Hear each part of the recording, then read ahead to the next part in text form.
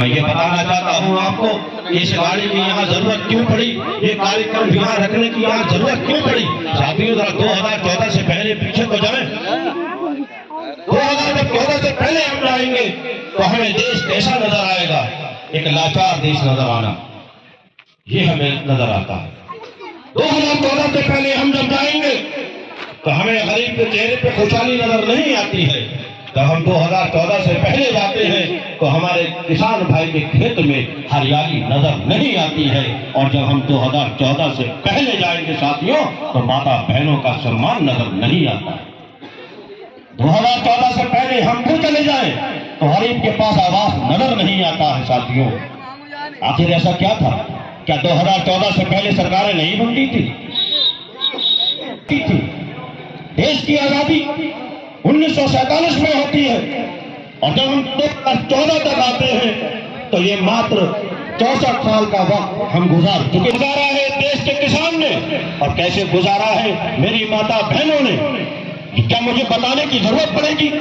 साथियों, अरे यहाँ बुजुर्ग बैठे हैं बड़ी तादाद में, जानते हैं 64 साल का वक्त कैसे गुजारा है किसान ने।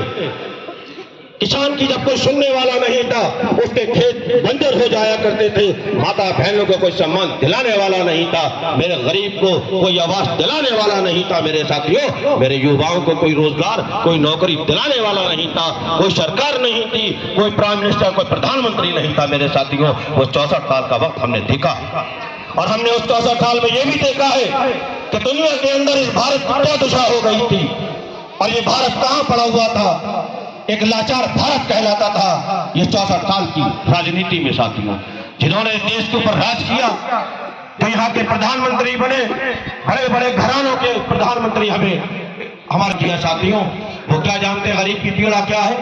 अरे गरीब का दर्द तो वही जानेगा ना जो गरीब परिवार से निकल कर आएगा। या कोई अमीर दादा जो सोने की थाली में चांदी के निवाले खाने का काम करेगा, क्या वो गरीब का दर्द को समझ पाएगा? मेरे साथियों, बात न तो हिंदू की है और न ही मुसलमान की है, न किसी धर्म की है और न किसी जाति की है। बात है गरीब की, बात है किसान की, बात है महिला की, बात है युवाओं की।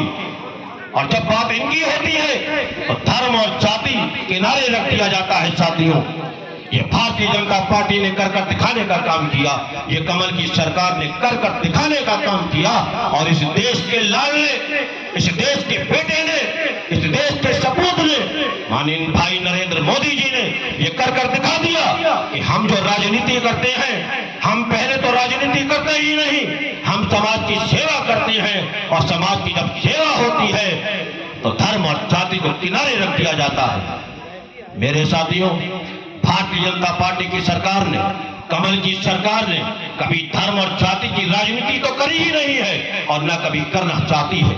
ये तो वो पार्टियां थी, वो प्रधानमंत्री उनके हुआ करते थे जो हिंदू से हिंदू को लड़वाने का काम करते थे, जातियों से जातियों को लड़वाने का काम करते थे।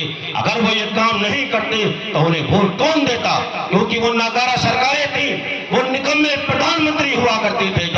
जब उनके पास कोई काम ही नहीं था, कोई योजनाएं उन्होंने गरीब के लिए बनाई ही नहीं, कोई महिला के सम्मान के लिए बनाई ही नहीं, कोई युवा को रोजगार मिल जाए, उसको नौकरी मिल जाए, तब कोई योजनाएं ही नहीं वो बनाते थे।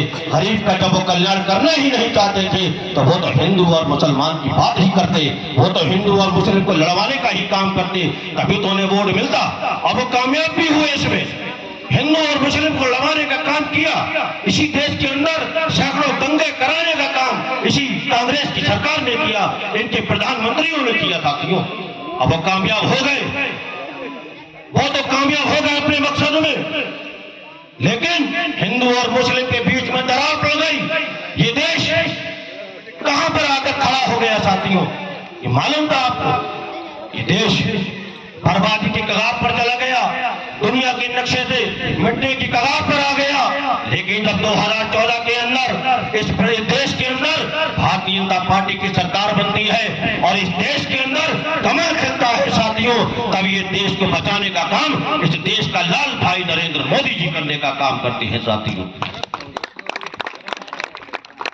लेकिन ये चाहता हूं यहाँ पर मैं, ये कोई राजनीति मंच नहीं है, न कोई भाषणबाजी हो रही है।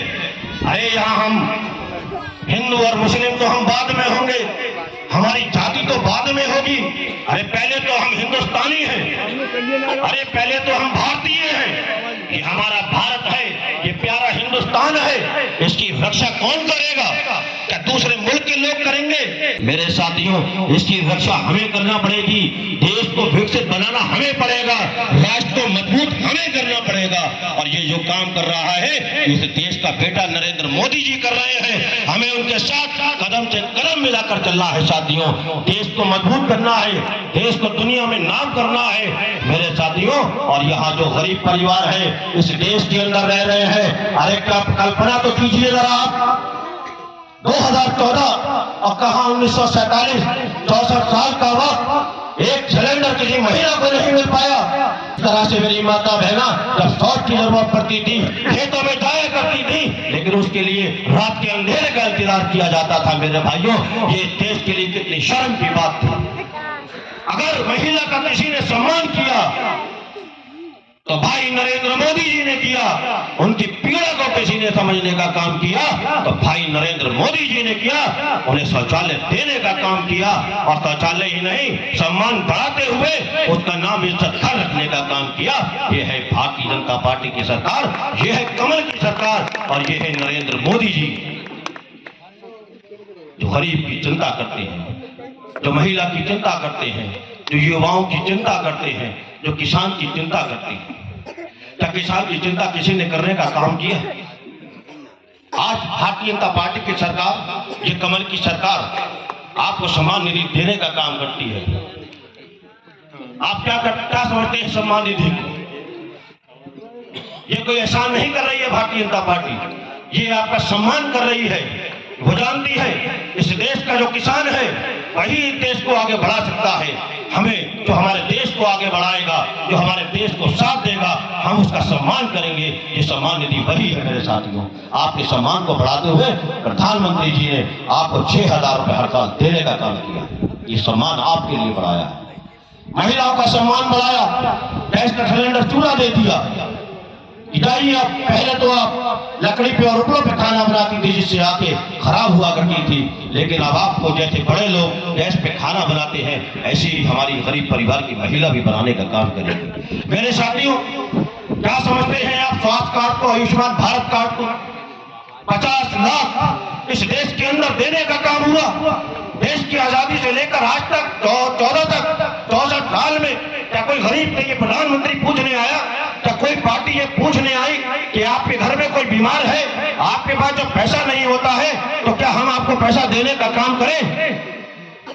अरे कौन आया था पूछने? मैं पूछना चाहता हूं। राजनीति की बात को अलग किनारे कर दीजिए, कोई नहीं आया था। और हमने देखा है वो वक्त जब हमारे किसान भाई के पास या हमारा कोई युवा था, कोई गरीब परिवार का व्यक्ति था, उसके घर के अंदर अगर कोई बीमार पड़ जाया करता था मेरे साथियों, और 1 लाख और 2 लाख की जब शुरुआत हुआ करती थी तो उसकी आंखों से आंसू आते थे कि कैसे मैं अपने गरीब परिवार का इलाज कराऊंगा। अरे खेती भी नहीं थी उसके पास, जो अपनी खेती को बेच देता।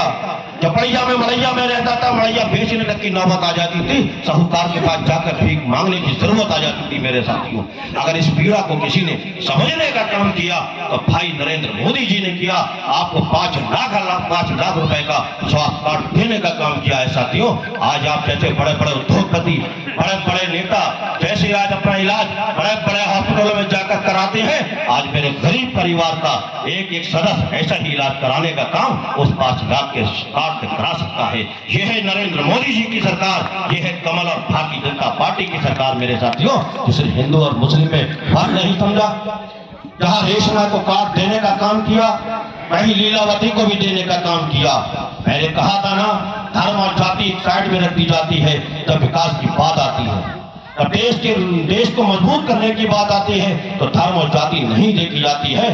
पूर्व की हमने देखा सरकारों ने धर्म और जाति पर ही राजनीति करी, इसीलिए हमारा देश पिछड़ता चला गया, गरीब होता चला गया। लेकिन इस पीड़ा को किसी ने समझा, देश के हित में किसी ने काम किया तो भारतीय जनता पार्टी ने किया, कमल की सरकार ने किया मेरे साथियों, और भाई नरेंद्र मोदी जी ने किया है। हाँ, हम ये जानते हैं कि योजना का लाभ हो सकता है, इसी कारणवश किसी व्यक्ति के पास ना पहुंच पाया हो और उसे सिलेंडर की जरूरत हो, किसी महिला को उस तक ना पहुंच पाया हो, किसी को आवास की जरूरत हो सकता है कहीं ना कहीं वो वंचित रह गया हो मेरे साथियों। तो इसकी गारंटी कौन लेता है कि हम पहुंचाएंगे? जहां पर भाई और भाई की गारंटी लेने से मना कर देता है, बाप बेटे की गारंटी लेने से मना कर देता है मेरे साथियों, वहां पर देश का लाल, इस देश का बेटा खड़ा होता है कि मैं लेता हूं तुम्हारी गारंटी। अब तुम्हारे पास आवास होगा, अब तुम्हारे पास गैस का सिलेंडर होगा, तुम्हारे खेतों में हरियाली होगी, युवाओं के पास रोजगार और नौकरी होगी, बच्चों के पास अच्छी शिक्षा होगी, तुम्हारे घर के अंदर तक स्वच्छ पानी पहुंचाने की गारंटी मेरी होगी। ये कहा है भाई नरेंद्र मोदी जी ने मेरे साथियों। ये क्या कम बड़ी बात समझते हैं आप इसको या छोटी समझते हैं? देश का प्राइम मिनिस्टर, देश का प्रधानमंत्री एक सेवक के रूप में काम करते हुए आपकी गारंटी लेता है और आपके जन कल्याण को आगे बढ़ाने का काम भाई नरेंद्र मोदी जी करना चाहते हैं मेरे साथियों। इस देश को 9 साल में जमीन से आसमान पर पहुंचाने का काम भाई नरेंद्र मोदी जी ने ही किया है।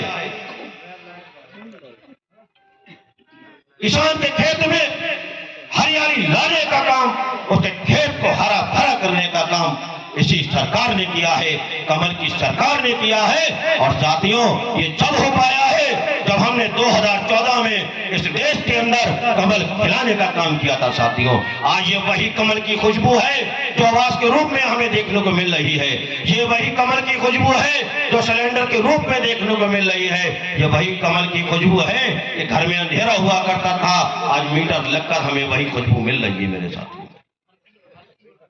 जब हमारी बहनों की शादियां हुआ करती थी तो दर भटकता था मेरा गरीब परिवार का सदस्य, ये कैसे शादी होगी। ये काम भी अगर किसी ने किया सामूहिक विवाह के साथ तो भारतीय जनता पार्टी ने किया, नरेंद्र मोदी जी की सरकार ने किया। आज जहां हमारे भाई और बहनों का अगर निकाह की बात आती है, कहीं पर उनके शादी की बात आती है, विवाह की बात आती है, तो भारतीय जनता पार्टी कराने का काम करती है। आपने देखा नहीं है कितने कितने बड़े पंडाल लगाए जाते हैं, वहां पर शादियां कराई जाती हैं। उनका कन्यादान करने का भी काम इसी सरकार ने किया है, मोदी सरकार ने किया है, इस देश के लाल ने किया है मेरे साथियों। तो हमें ये भूलना नहीं है कि जब 2024 आएगी हमें ये ध्यान में रखना है, अगर हमारे पड़ोसी के पास आवास नहीं बन पाया है, वो छप्पर में रह रहा है, तो ये जिम्मेदारी हमारी बन जाती है, उसको दिलाने का काम हमारा हो जाता है, क्योंकि हम भी देश के नागरिक हैं साथियों। और ये हम जब कर पाएंगे जब 2024 के अंदर भाई नरेंद्र मोदी जी को और इस देश के अंदर फिर कमल को खिलाकर भारतीय जनता पार्टी की सरकार को बनाएंगे। मेरे साथियों, अगर हमसे कहीं कोई गलती कोई हो गई तो याद रखना इसका खमियाजा भुगतेंगी। हम लोगों ने तो अपनी जिंदगी को काट लिया है, हमारी जिंदगी तो गुजर गई, कब मौत आ जाए इसका किसी को कोई पता नहीं। लेकिन ये जो मासूम आज आगे बैठे हुए हैं, हमें इनके बारे में सोचना है मेरे साथियों। ये छोटे नन्हे मुन्ने जो हैं, इनके बारे में हमें सोचने का काम करना है। अगर हमने इनके बारे में नहीं सोचा तो मुझे बताने की जरूरत नहीं है कि फिर अंजाम क्या होगा। मेरे साथियों, इस राष्ट्र को मजबूती चाहते हो, इस राष्ट्र की अगर पड़ोसी देशों से हिफाजत चाहते हो तो भाई नरेंद्र मोदी जी को प्रधानमंत्री तीसरी बार उनकी हैट्रिक लगवा के बनवाने का काम करना है। ये मजबूरी तो हमारी है कि हम भाई नरेंद्र मोदी जी को प्रधानमंत्री बनाए, भारतीय जनता पार्टी की सरकार को लेकर आए और इस देश के अंदर कमल को खिलाएं। ये मजबूरी हमारी है। अगर हम इनका कमल नहीं खिला पाएंगे, मोदी जी को प्रधानमंत्री नहीं बना पाएंगे, तो इस देश के अंदर जो जन कल्याणकारी योजनाएं चल रही हैं उसको आगे कैसे पहुंचा पाएंगे, कैसे आवास मिल पाएगा, कैसे हरियाली आ पाएगी, कैसे शिक्षा मिल पाएगी, कैसे गांव खुशहाली के रास्ते पे जा पाएंगे। मेरे साथियों, बस मैं यही कहना आपसे चाहता था कि यही सरकार है जो हमें ये बराबर का जो हमारा एक मुल्क है ना, जहां से पहले आपने देखा होगा कितना कांग्रेस की सरकार में कितना आतंकवादी हमारे देश के अंदर आकर हल्ला मचाया करता था, न जाने कहां कहां बमबारी किया करता था, उससे हमारे ही देश का नुकसान होता था। अगर इस आतंकवाद को भी रोकने का किसी ने काम किया, आतंकवाद के जो बादल हमारे भारत के ऊपर छाए हुए थे, अगर उसे किसी ने छाटने का काम किया, आतंकवादियों का नाम और निशान मिटाने का काम किया, तो मेरे भाइयों, ये वही नरेंद्र मोदी जी हैं, ये वही भारतीय जनता पार्टी की सरकार है जिन्हें हमने 2014 में लाकर देश को सौंपने का काम किया था, और उन्होंने ईमानदारी से इस देश को चलाकर 9 वर्षों में हारी हुई भारत को दुनिया के अंदर मजबूत स्थिति में लाकर खड़ा कर दिया, विकसित देशों की गिनती में लाकर खड़ा कर दिया।